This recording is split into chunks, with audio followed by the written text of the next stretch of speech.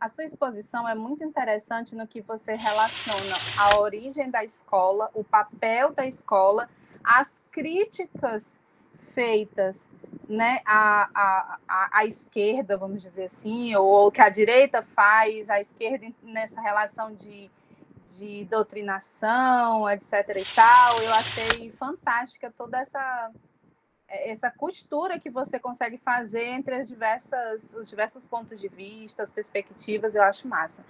Aí a minha pergunta é sobre as críticas ao papel da escola e à função da escola no interior da própria esquerda, ou no interior dos pensadores que se colocam como marxistas e que negam a escola.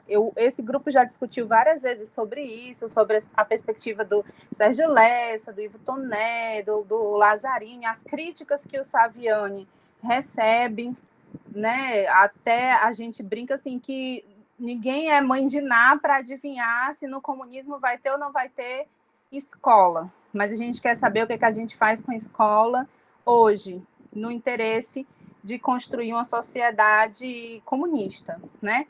E aí eu queria que você falasse um pouco, para perguntar a sua opinião sobre isso, sobre essas críticas no interior da esquerda, no interior do movimento, em relação a uma compreensão de impossibilidade de qualquer atividade revolucionária a partir da prática pedagógica, a partir da escola. O que você acha sobre essas posições? Não sei se a Maria, acho que ela vai fazer bloco, né, Maria? Isso, vamos fazer bloco de 3 perguntas, já temos 3 inscritos aqui. O próximo é o professor Fred. Eu parabenizar primeiro pela exposição e por essa sua capacidade de síntese, né? Porque para a gente compreender um fenômeno, acho que a gente tem que levantar duas considerações. Uma de natureza histórica, que você expôs, sabe, muito bem, e a outra da natureza contraditória de qualquer fenômeno que você também expôs de maneira excelente. Eu queria que você indicasse rapidamente, né? Isso já seria outra palestra, essa inversão, porque até o ensino médio nós vemos uma política de, vamos dizer assim, se no início era de limitação da democratização do ensino por parte da burguesia, principalmente no país periférico como o nosso, certo? Hoje eu acho que é uma política de destruição, quer dizer, houve um salto de qualidade, né? Se no governo do FHC você tinha a perspectiva de limitar, desestruturar, colocar a serviço mais ainda das tendências mais deletérias do capitalismo, hoje a política desse governo aí de extrema-direita é de acabar mesmo desse direito social. Agora eu queria que você refletisse e colocasse como é esse problema, essa contradição. Que até o ensino médio você tem essa política, e por incrível que pareça, no ensino superior, a esfera pública, apesar de limitada, de restrita, de desestruturada, sofrendo diversos ataques de inúmeros governos, ainda continua a ser superior à escola privada. Então, como é que você rapidamente colocaria isso? Né? Como é que você explica esse aparente paradoxo, né? Porque, inclusive, você tem toda uma máquina da escola privada que prefere privilegiar, incentivar, coordenar um programa de preparação nas suas escolas para o ensino superior público, que ainda é o referencial.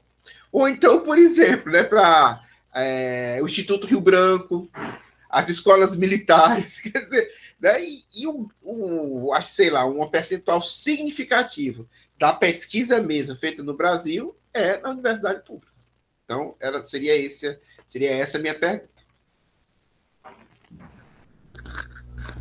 Pronto, agora é o Érico.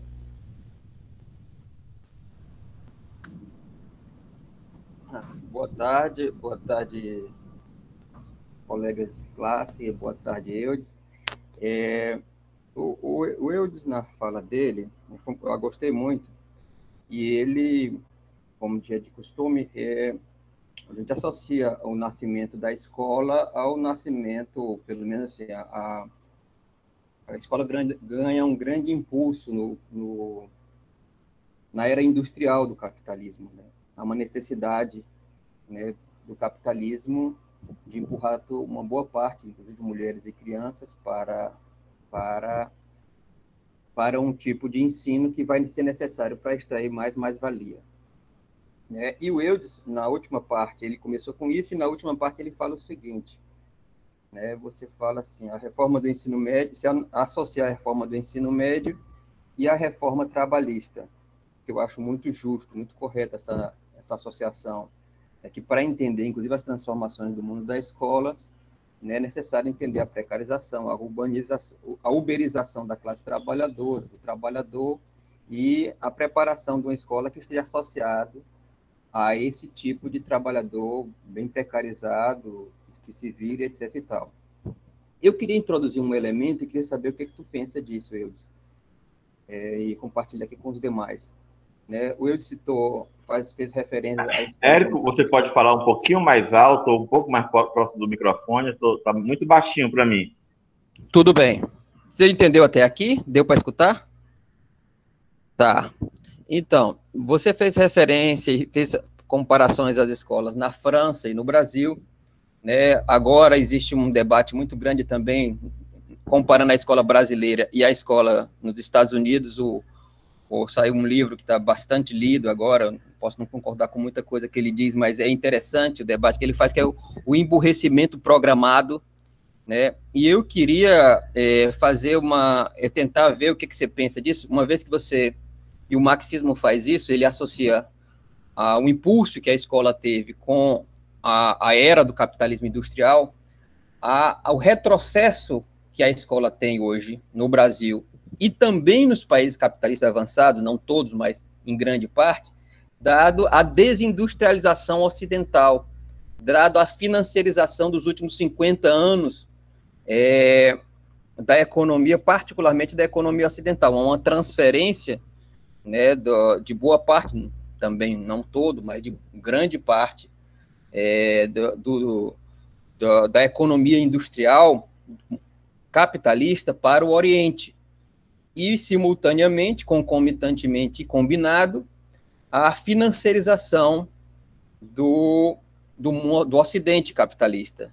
Isso tem gradações, tem diferenças, os retrocessos são maiores nos países mais oprimidos, mas também se nota muito, e por isso o movimento, esse livro que fala do emburrecimento programado, é um livro de um escritor estadunidense falando sobre o sistema de ensino escolar do estado de Nova York, né? Então, eu queria que o que você entende disso, uma vez que você fez essa analogia entre a reforma do ensino médio e a reforma trabalhista, que eu tenho um acordo, né?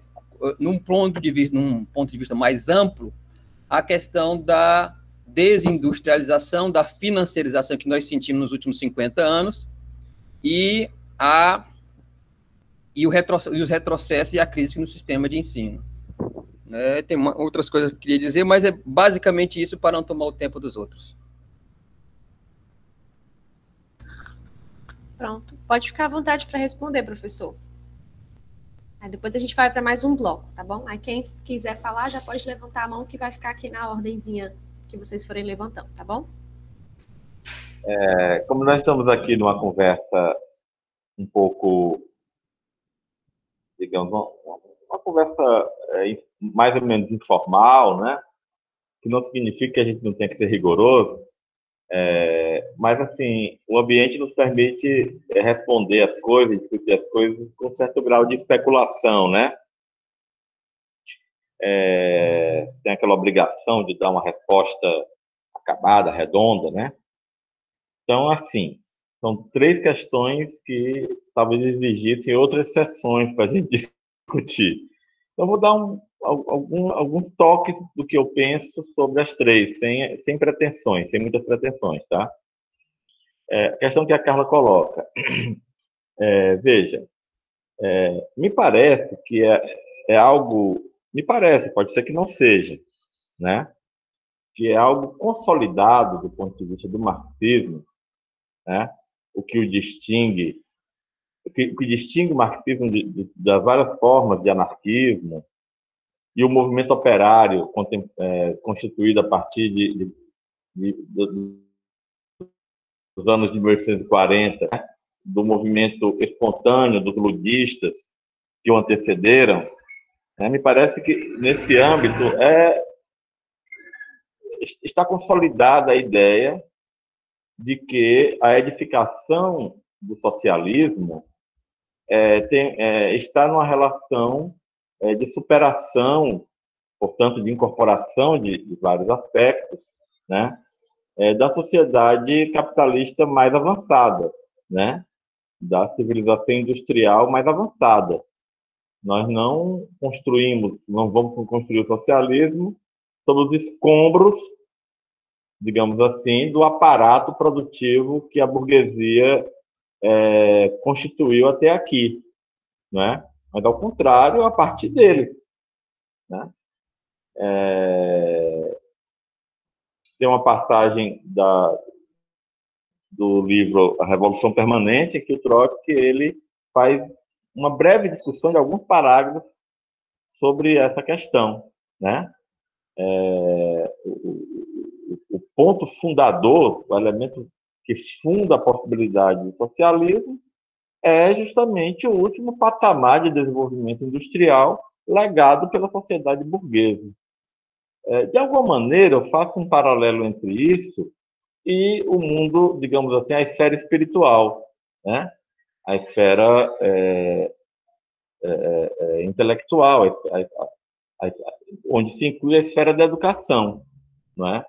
Não me parece, como será o processo educativo no comunismo, eu não tenho a menor ideia. Mas eu tenho poucas certezas na vida, inclusive, né?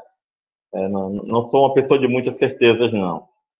Mas uma coisa que eu tenho certeza é que no socialismo nós teremos escola. No comunismo eu não tenho a menor ideia de como vai ser. No socialismo, ou seja, nessa etapa em que ainda viveremos numa sociedade de classe, né, sob uma ditadura de classe, como Lenin explica, desta vez a ditadura da imensa maioria para oprimir a ínfima minoria, mas viveremos sob uma ditadura de classe, né, uma necessidade de construir durante um certo tempo, durante um período determinado, que não tem pretensões de eternidade, mas teremos que edificar, né, um Estado, um aparato estatal, incluindo um aparato educacional, a imagem e semelhança das classes revolucionárias, né, correspondendo aos interesses das classes revolucionárias, nós teremos escola, né? Mas não inventaremos a escola, né? Não reinventaremos a roda no plano da educação.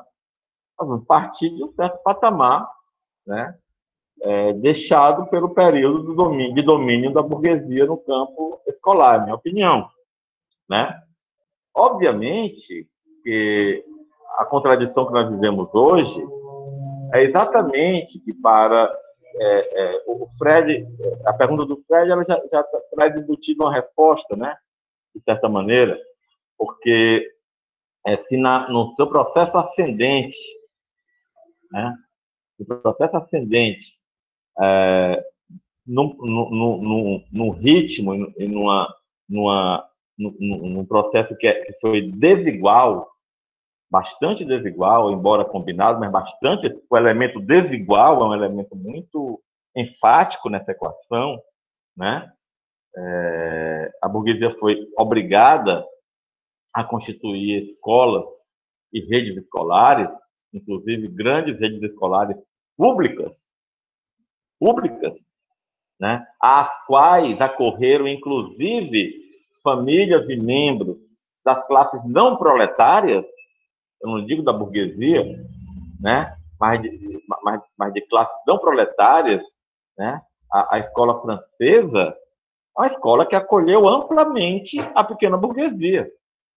A escola pública francesa, ou a escola pública alemã, né? elas, aliás, a escola pública alemã, inclusive, antecede a escola francesa, vem de antes, né? Acolheram se a burguesia foi obrigada num certo momento histórico, né? E sempre sob pressão da massa, sempre sob pressão da classe trabalhadora, a constituir redes escolares. Nesse caso, o exemplo francês é melhor do que o alemão, né? Talvez a gente dissesse assim, a via escolar francesa, né, não foi a via prussiana, foi a via norte-americana, assim, para fazer um paralelo com a questão agrária em Lênin, né? Ou seja, a escola francesa ela surge retomando os princípios de Condorcet, mas sob o impacto da Comuna de Paris, de 71, né? De certa maneira, é um passo que a burguesia francesa dá ao constituir a rede escolar estatal, né, sob pânico, né, embaixo de pânico em função do perigo que ela reconheceu, né, no episódio da Comuna de Paris, né.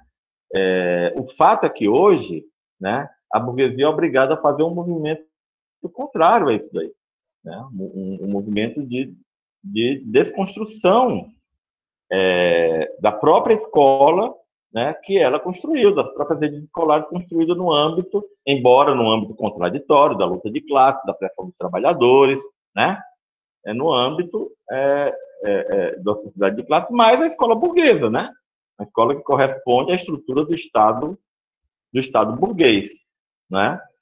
Nesse sentido, Carla, eu penso, engraçado, me fizeram essa mesma pergunta em outro programa de pós-graduação, onde eu fui falar semana passada. Mas igualzinha a pergunta que você fez, assim, com outras palavras, mas a mesma questão, né? Então, me parece, inclusive, por favor, me corrija se eu exagerar muito, né? Que a defesa e preservação da escola pública hoje, da escola pública, volto a insistir, da escola pública do Estado burguês, a sua defesa e a sua preservação exigem a revolução proletária, né? Não é possível levar a termo até o fim a preservação ou a defesa da escola pública hoje, dessa escola pública que a burguesia nos legou, né? Senão pela via da revolução proletária, na medida em que a destruição, a incompatibilidade, né, das necessidades de sobrevivência do capitalismo hoje, entre a necessidade de sobrevivência do capitalismo hoje e as conquistas democráticas e parciais, inclusive aquelas menos relevantes, né, que a classe obteve em séculos de luta de classes, leva hoje à necessidade da burguesia de destruir tudo, né, de destruir toda a formalidade, digamos assim, de garantias e conquistas sociais que foram gravadas no arcabouço jurídico dos estados burgueses ao longo desses 200 anos de luta de classe, né? Então, eu penso que a defesa da escola pública hoje, naturalmente, né, colocada no horizonte da luta mais ampla pelo socialismo, né, ela não só não está superada, como ela é uma necessidade premente, né, do meu ponto de vista, né? Isso significa que a escola que nós temos hoje é a escola dos nossos sonhos, a escola sentada em princípios socialistas? Claro que não. Claro que não. Mas vou dizer uma coisa para vocês, fazendo mais uma vez uma analogia, né, com a questão fabril, né? Nós só iremos socializar os meios de produção se os meios de produção estiverem em pé, né? Se os meios de produção foram destruídos, aliás, em grande parte eles estão sendo destruídos, né? Se não houver a planta industrial para nós socializar, nós vamos socializar o quê mesmo? Nós voltaremos à velha economia rural, como diria Marx lá na sua juventude, voltaremos à merda? Então, eu acho, além do mais, no país que nunca desfrutou de uma rede pública digna desse nome, né? Como o Brasil. né? Quando os autosserianos apontavam o dedo para a escola como um instrumento por essa... O autossero era consequente nisso. O mais importante dos aparelhos de reprodução da sociedade capital, o mais importante de todos é a escola. Autossero é consequente disso daí. Quando os autosserianos apontavam para a escola pública fazendo essa acusação, tinha sempre aquele aluno mais inteligente, um pouco, né, que dizia assim, mas professor, estamos bem pertinho do socialismo aqui no Brasil. Por quê, menino? Aqui não tem escola para ninguém. Então, nós devemos estar mais perto do socialismo do que os trabalhadores europeus, não é não? Então, eu acho que é preciso a gente ter essa... Né? A crítica da escola, né, deve ser uma crítica nesse sentido transcendente, no sentido de que é uma crítica que deve incorporar, né, o elemento da ofensiva burguesa contra a própria escola do Estado burguês. Né? Esse é um elemento constitutivo da luta pelo socialismo, entende?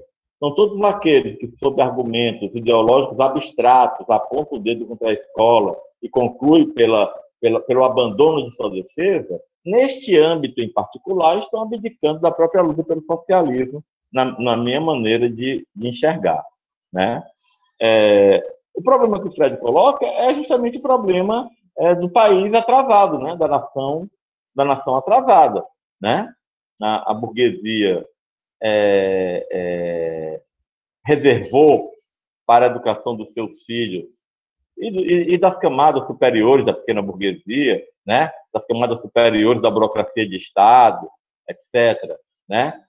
Uma estrutura de escolas privadas, né?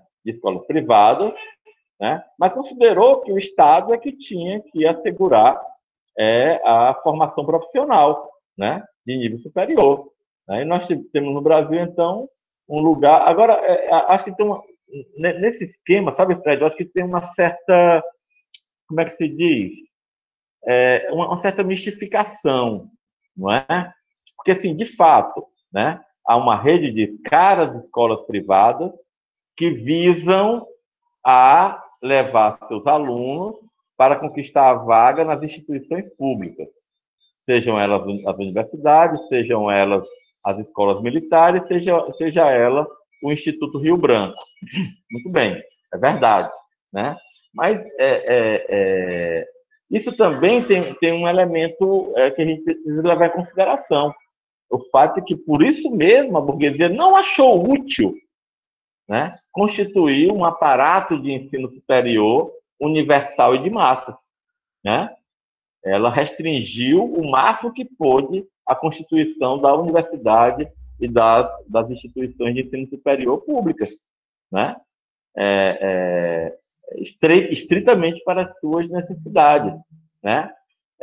Com a incorporação, né, de componentes de massas, né, a vida urbana, né, a sociedade, como se chama, letrada, né, etc., né, a burguesia também viu abrir uma janela de oportunidades. Né? Uma vez que o aparato público de ensino superior não comporta essas massas, ela fez estender uma rede ainda maior, muito maior, né? Várias vezes maior, de ensino superior público de baixa qualidade voltada para a formação aligerada de mão de obra. Né? Então, a burguesia joga com várias cartas que ela tem na manga. Né? A carta do Estado, mas também a carta da esfera privada. Mas isso tem como lógica a ideia de que, finalmente, os filhos da classe trabalhadora nunca terão acesso ao ensino superior. Não é?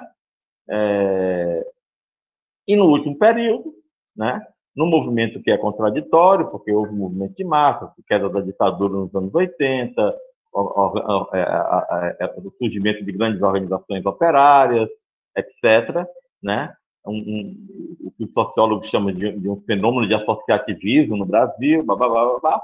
Houve também uma certa expansão limitada, né, do ensino superior público, mas muito aquém das necessidades de universalização, obviamente, e depois, né, foi necessário demolir uma parte desse aparato construído para favorecer o surgimento das redes privadas de ensino superior, que também não é uma novidade, como muitos contam, dos anos 2000, do século XXI, não. Esse é um processo que remonta à ditadura, ao golpe militar de 64, né? No final dos anos 60, as vagas no ensino superior privado, naquela época, sobretudo, do período noturno, já eram em maior número do que as vagas no ensino superior público, né? Então, são elementos contraditórios que também mereceriam uma discussão à parte, né, que o Fred levanta para nós. E eu concordo com o Érico, né? Na verdade, há um processo de desindustrialização. Os fatores que levam à regressão dos sistemas públicos, estatais, que nos obrigam, portanto, a tomar em nossas mãos essa bandeira, né? Numa perspectiva de transição ao socialismo, né?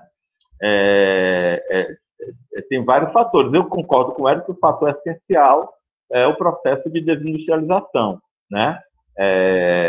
O processo de fuga de capitais para a sua valorização mais imediata e rápida possível, que se dá nos processos especulativos, tanto no mercado financeiro quanto no mercado de ações, né? Eu acho que o que está na raiz da regressão das redes públicas de ensino é fundamentalmente a regressão relativa da produção. Relativa porque, eventualmente, se fizer uma conta, se produz mais do que há 10, 20, 30, 50 anos atrás, né? Mas há uma regressão relativa se nós tomarmos como parâmetro a produção de capitais, né? A esmagadora maioria dos capitais transitam para a sua valorização nas esferas da especulação, né? E hoje, né, o problema da automação, a questão central da automação, que também não é uma questão de hoje, é uma questão da história do capitalismo, né?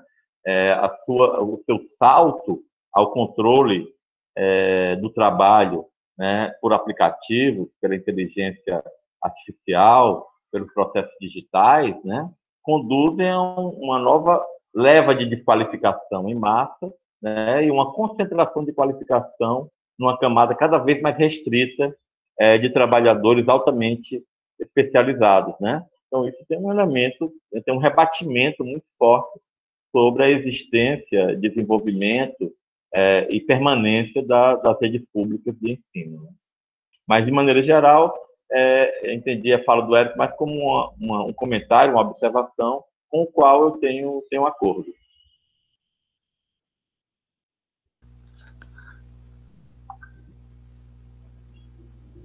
Temos mais algumas inscrições aqui. Fred está com a mão levantada. Você se inscreveu novamente ou não baixou a mão? Não baixei a mão, desculpa. Ah, pronto. Então, nós temos aqui a inscrição da Dora. Dora, tá ouvindo? Dora Almeida, ela está de mãozinha levantada. Isso. Mas não habilitou o microfone. Dora? Ah, foi sem querer, né, Dora? Desculpa, gente, foi sem querer, viu? Obrigada. Tá, tudo bem. Bom, ninguém mais se inscreveu, então eu vou só fazer aqui algumas considerações que eu fui anotando da fala do professor, né? Algumas coisas me chamaram a atenção. Eu até anotei aqui. A primeira é colocar também a escola, né, como uma conquista política da classe trabalhadora, porque eu acho assim que no que a gente tem debatido aqui, a partir do que o professor falou, né, e aproveitando a pergunta da Carla, que é uma coisa que a gente discutiu bastante aqui no grupo, né, de como a gente tem visto professores universitários, professores da universidade pública que não defendem o ensino público, e aí é uma contradição que às vezes não, né? Geralmente nos salta aos olhos e assim, a gente não consegue entender, né? Qual é a origem desse posicionamento.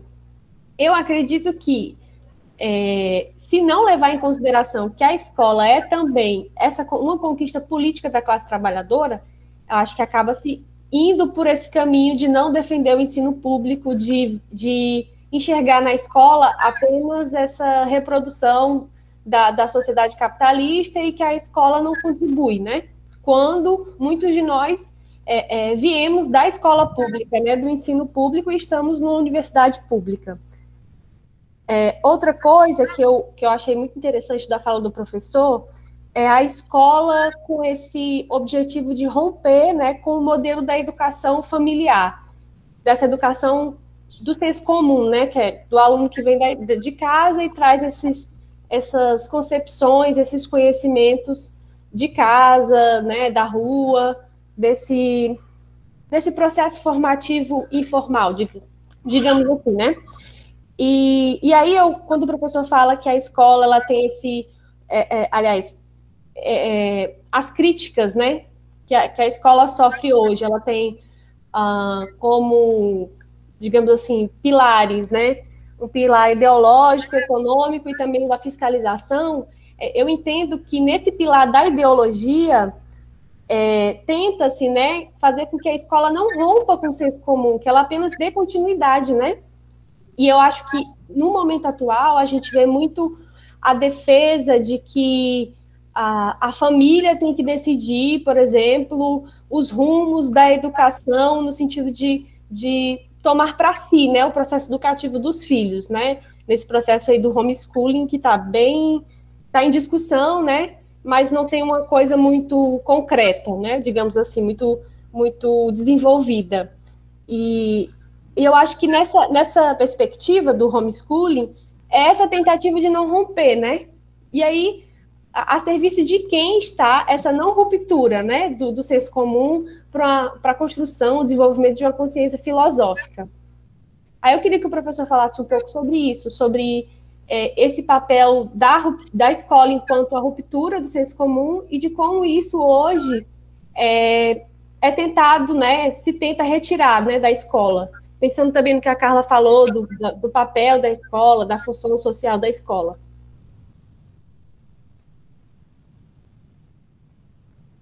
Ok. Então, eu acho que nós estamos vivendo hoje uma situação. No Brasil é sempre assim, por causa da formação da nação brasileira, né? Nós temos uma burguesia que se constituiu como sucedânea do capital internacional, desde sempre, né? O desenvolvimento capitalista, bem entendido, o desenvolvimento capitalista no Brasil, né? O desenvolvimento que nós tivemos desde o final do século XVIII é um desenvolvimento ligado, né? Condicionado pela paulatina constituição do mercado capitalista mundial, né? Naturalmente que as camadas dominantes, coloniais, pós-coloniais, elas ocupavam um lugar peculiar nesse sistema de constituição do mercado capitalista mundial, é verdade, tem vários estudos sobre isso, podemos discutir, né? Mas é uma burguesia, então, que teve que submeter a sua própria existência como classe dominante no Brasil e o próprio desenvolvimento capitalista no Brasil aos ritmos e interesses do capital internacional. Isso significou no Brasil uma série de coisas, mas no que diz respeito ao que nós estamos discutindo, significou, por exemplo, um atraso, né, praticamente secular na constituição de uma rede pública de ensino, uma rede nacional. O Flaviani tem insistido desde muito tempo e até hoje, de que nós não conhecemos no Brasil a constituição de um sistema nacional de educação, né? Isso diz respeito à forma como se desenvolveu a originalidade do desenvolvimento do capitalismo no Brasil, né? Nós somos uma dimensão da desigualdade, né?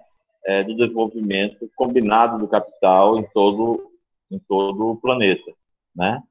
A nossa dimensão da desigualdade como também em outros países semelhantes ao nosso, diz respeito a uma burguesia incapaz de constituir um Estado soberano e, como Estado soberano, né, incapaz de constituir um aparato estatal, incluindo o aparato educacional, capaz de dar sustentação a essa soberania inexistente, né?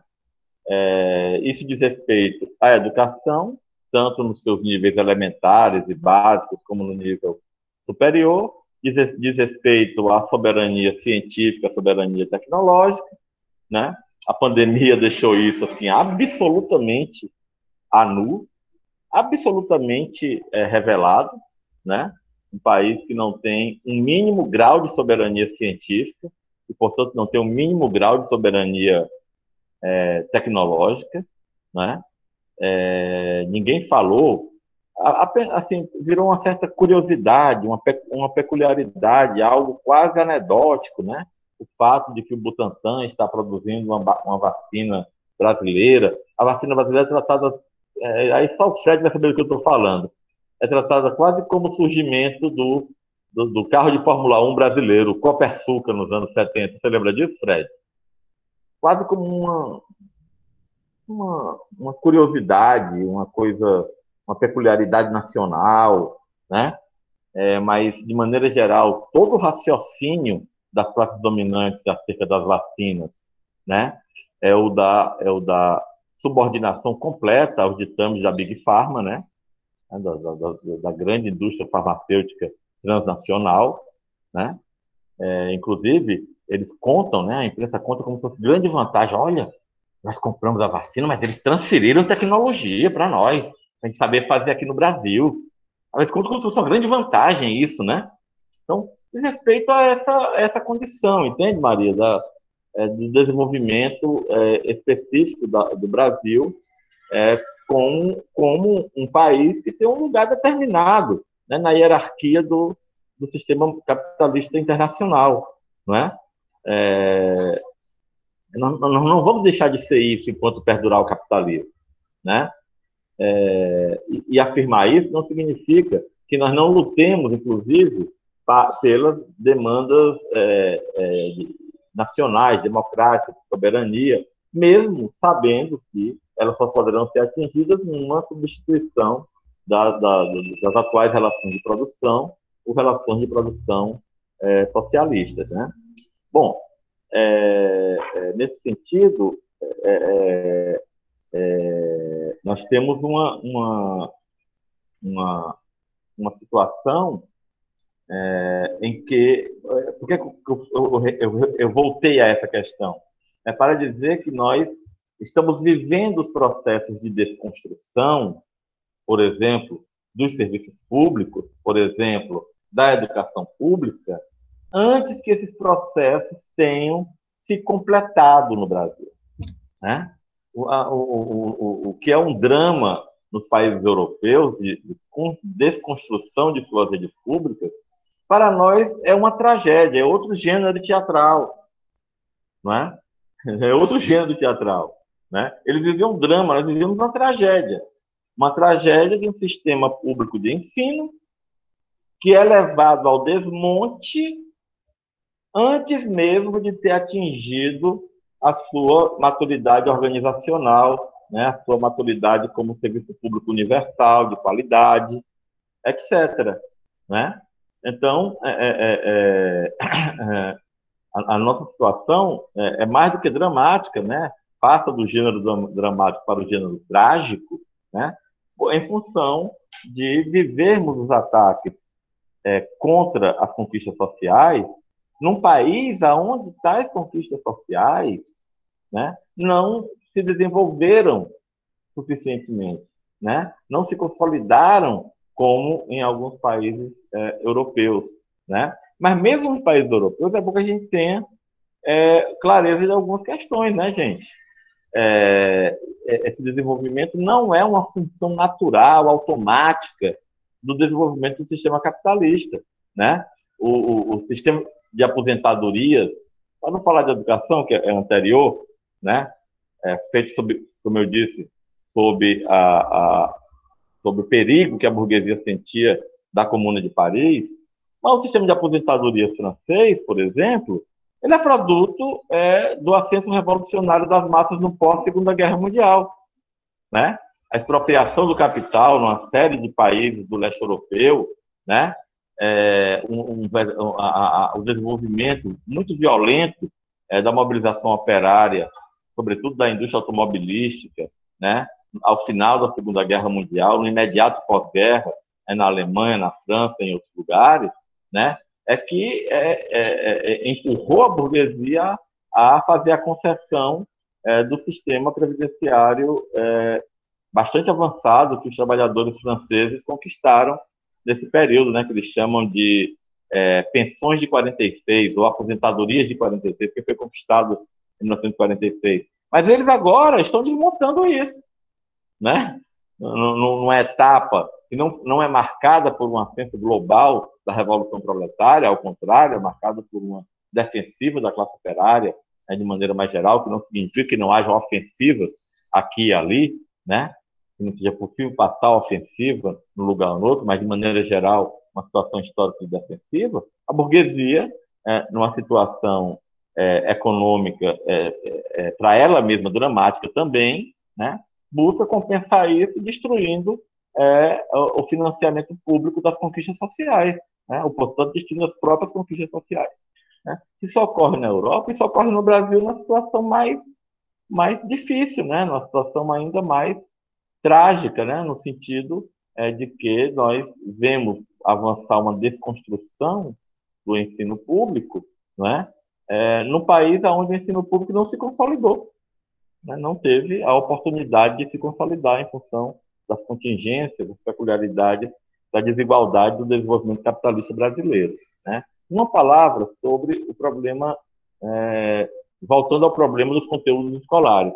Eu penso que o problema dos conteúdos escolares, o ataque a eles, o esvaziamento dos currículos, é parte integrante da ofensiva contra a ciência, né? Da ofensiva contra a ciência. Não sou daqueles que acham que a ciência vai nos salvar. A ciência, assim como a educação, ela que também não irá nos salvar, né? Tem um amigo meu que diz assim: não é a ciência que nos salva, o que nos salva é a política. Né? Eu concordo com isso, o que nos salva é a política, o que pode nos salvar é a política, não é a ciência nem a educação. Obviamente que essas coisas não estão desarticuladas, né? Essas coisas têm uma articulação, né?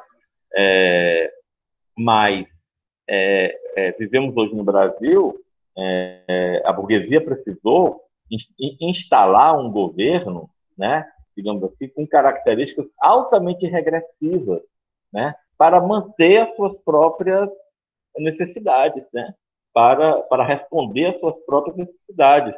Não era possível manter um governo relativamente civilizado, né, digamos assim, né, um governo relativamente normal. Foi necessário recorrer a uma forma mais drástica de governo. Eu não acho que o regime político é alterado, substancialmente, ele já é um regime político bonapartista, autoritário, antes mesmo de Bolsonaro, né? Bolsonaro, digamos assim, põe isso em relevo, né? Bolsonaro desenvolve essa potencialidade autoritária do bonapartismo brasileiro, né? Eles precisaram recorrer a um governo que não é da normalidade burguesa, né? E, portanto, agora precisa, como toda a sociedade, conviver com um governo que ataca elementos, digamos assim, da própria civilidade burguesa, digamos assim, né? Precisa atacar a ciência, né? Precisa atacar a educação escolar com esse fantasma da volta da educação caseira, do homeschooling, né? E assim por diante, né? Então, é isso que nós estamos vivendo nesse momento, né? O Escola Sem Partido, embora o damarismo, digamos assim, né? Vamos chamar assim, o damarismo, né? As ideias educacionais, entre aspas, advindas do pensamento de Damares, né? ou de Weitraub, etc., né? Eles, digamos assim, eles realizam ao seu modo um movimento que é um movimento mais geral da burguesia, né? Que é o do esvaziamento da instrução de base científica e esvaziamento da instrução de base, o esvaziamento dos próprios conteúdos escolares, mas o fazem à sua maneira, né? O fazem à sua maneira. É bom a gente ter presente que o weitraubismo, o damarismo, que você quiser chamar aí, né? Ele não ataca só, né, a necessária discussão de elementos presentes na realidade social, como, por exemplo, as questões de gênero, que precisam ser abordadas do ponto de vista científico e escolar, né, no currículo, né, no âmbito do currículo escolar, dos conteúdos escolares. Mas ele ataca também o ensino da teoria de Darwin, né? Da teoria de Darwin, que todo mundo achava que era algo resolvido no mundo contemporâneo, né? Até eu já ouvi isso, né? Até os que acham necessário atacar a teoria da relatividade, né? Então, é um ataque geral, né, à ciência, falando de uma forma mais genérica, né, e aos conteúdos escolares de base científica, falando de maneira mais específica. Eu não creio que o homeschooling prospere, sabe, Maria? Porque eu acho que não há interesse de mercado nisso. Aí o mercado chega e manda, certo? A rede privada de ensino não tem interesse nisso, né? Aliás, eles estão desesperados com a pandemia porque eles estão perdendo alunos por causa do ensino remoto. Eles não estão ganhando alunos. O ensino remoto é bom para o ensino superior fora da pandemia. Para o aluno de ensino de educação básica, ensino médio, das escolas privadas, isso é prejuízo para as escolas privadas, né? Então, eu não acho que prospere. Mas o fato de que existe essa discussão, digamos assim, indica, né, até onde a burguesia brasileira é capaz de ir em termos de regressão política para assegurar, através de um governo de tipo obscurantista, como reacionário, né, como o de Bolsonaro, né, esse governo é dela. Né, politicamente, são problemas da burguesia. Esse governo é dela, né? Ela recorreu a esse governo, né? Às vezes eu falo brincando que Stalin é um problema nosso. Nós temos que resolver no plano político e teórico o problema de Stalin. Hitler é um problema da burguesia, né? Hitler é um problema da burguesia. Né? É uma forma de governo e de regime político burguês, né? Instalado contra as massas, contra a classe operária. Então, desse ponto de vista, né, Bolsonaro foi a saída possível para a burguesia. Eu também brincando, às vezes eu digo para alguém, olha, sabe o que Bolsonaro no Brasil é o liberalismo possível. Ah, porque Bolsonaro não é liberal. Não, Bolsonaro é o liberalismo possível, né? Então, nessa etapa, né, nessa etapa de crise institucional, de representação profunda da burguesia brasileira, né? Então, mas eu acho que isso tudo, Maria, atualiza para nós a necessidade da defesa do ensino público, da defesa da escola, da defesa da gratuidade, da defesa dos conteúdos escolares. Isso apaga, em alguma medida, a crítica que nós temos que fazer a essa escola, a crítica que nós temos que fazer à natureza congelada, à natureza morta, né? Basicamente informada pelo positivismo dos conteúdos escolares consagrados na escola brasileira. Não. Essas críticas precisam continuar a ser feitas, né? Mas volto a dizer, para socializar as fábricas, é preciso que as fábricas estejam em pé, né? Para fazer a crítica da escola, é preciso que haja a escola. A política da burguesia não é manter as escolas. É reduzi-las ao mínimo necessário, né? Reduzi-las ao mínimo necessário. O maior grau de desqualificação da massa de trabalhadores e o maior grau de qualificação de uma pequena minoria de trabalhadores super especializados. É disso que a burguesia precisa nesse momento.